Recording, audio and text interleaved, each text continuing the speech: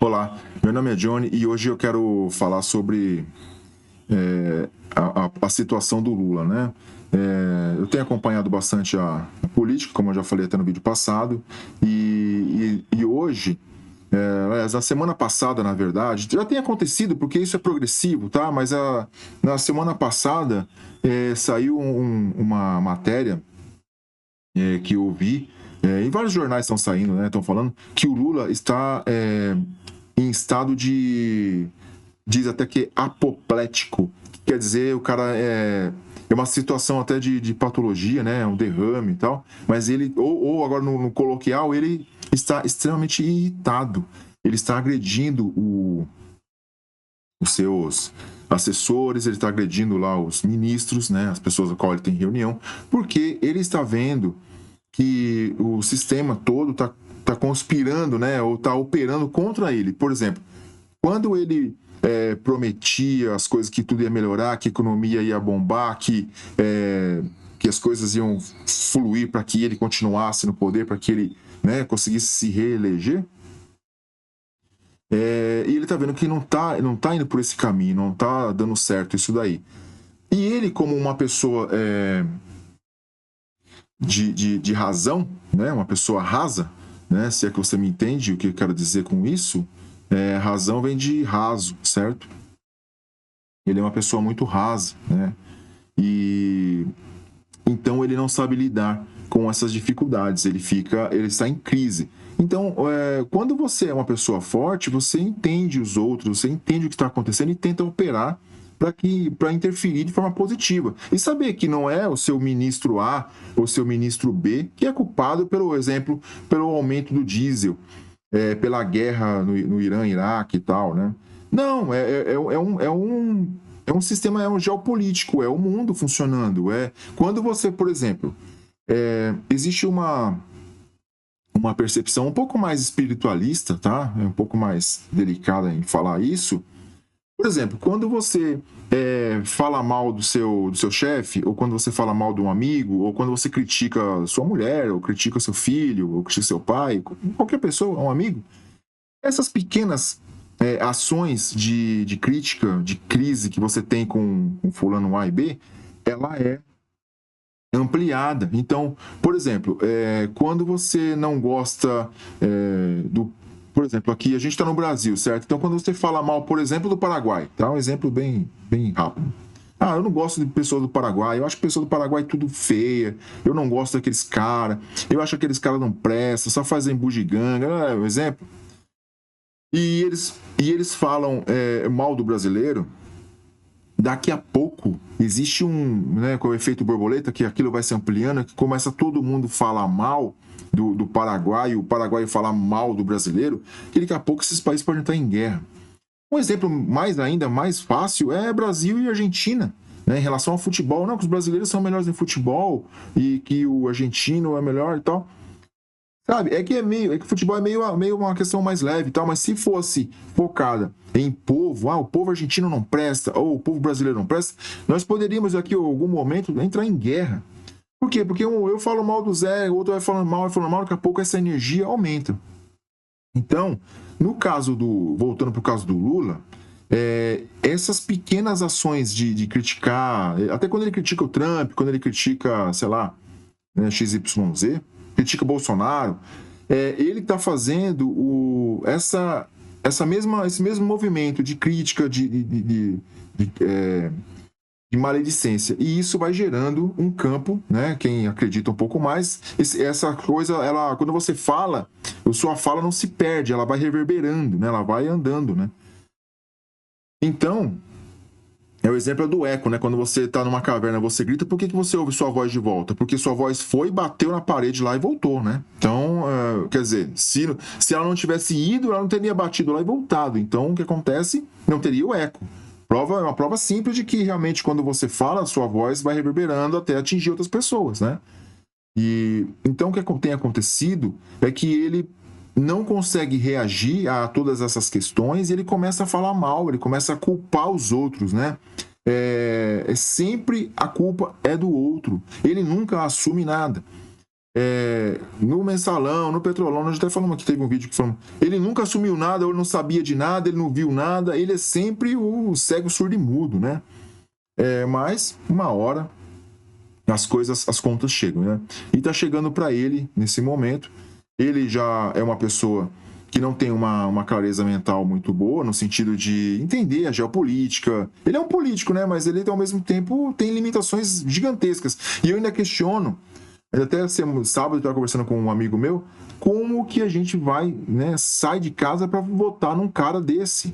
Se você, para ser um funcionário XYZ lá, você precisa ter escolaridade, você precisa um cargo um pouquinho melhor, você tem que ter faculdade, você tem que saber falar inglês. E o cara é presidente do país e não sabe falar inglês, não sabe entender minimamente de economia, não entende minimamente de economia. Quer dizer, o cara não cuidou nem da própria casa. A casa dele também ninguém cuida, não é dele também, é do amigo. Sabe? Nós, como eleitores, a gente como cidadão, a gente precisa ter consciência de quem põe no poder. Nós precisamos ter pessoas no poder melhor que a gente, certo? Que se a estrutura é de cima para baixo, então a pessoa que está no poder tem que ser melhor do que eu, ou melhor que a maioria das pessoas, certo? Isso para mim é óbvio. Agora, a gente como brasileiro coloca Tiririca, coloca Lula no poder. Pô, a gente tem que parar de ser humilde, de ser simplório e exigir, né, das pessoas que estão no poder, que se ofereçam ao poder, que sejam pessoas competentes, mais que você, entendeu? Você não pode olhar para um governante que é super raso, e você vai lá e ainda vota nele. Ah, pode ser gente boa? Gente boa tá em todo lugar. Até o cara que tá deitado na calçada ali bebendo cachaça é gente boa. Você para ali, conversa com ele. Eu faço muito isso, converso com as pessoas que estão sentadas na praça. Eu adoro conversar com essas pessoas que estão no dia a dia aí. Entendeu? São pessoas que conversam, então. Mas eu não vou dar poder para ele mandar na minha vida, pô. Não pode. Só que a gente vai, né, nós como cidadãos brasileiros, vai lá e vota numa pessoa como o Lula. De novo, sempre lembrando que isso aqui é um canal libertário, tá? Eu tenho uma percepção de que o Estado tem que ser o mínimo ou inexistente, tá? Eu tenho que escolher quem governa, então o Estado como majoritário tá errado, beleza? Eu não consigo fugir disso. Mas, quando eu tenho esse canal aqui para falar para 20 pessoas, que é a quantidade de visualizações média que eu tenho, é um canal novo, eu preciso ter essa percepção de que eu sou um libertário, que eu não quero o poder de forma institucional que manda em tudo e eu não posso fazer nada, mas eu luto contra, então eu coloco essa posição de libertário aqui, tá?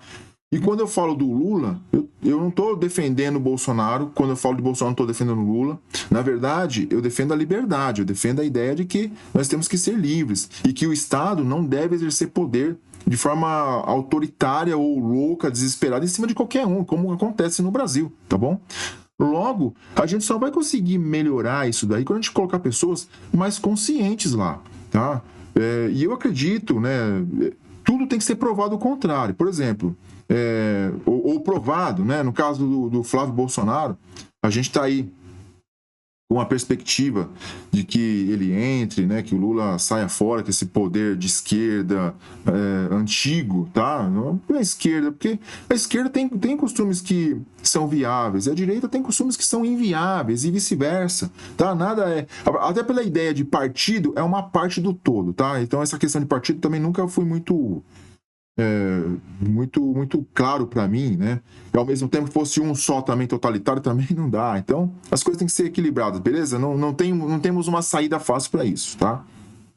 Não quero aqui achar o resultado dos problemas do mundo, porque eu sou um indivíduo.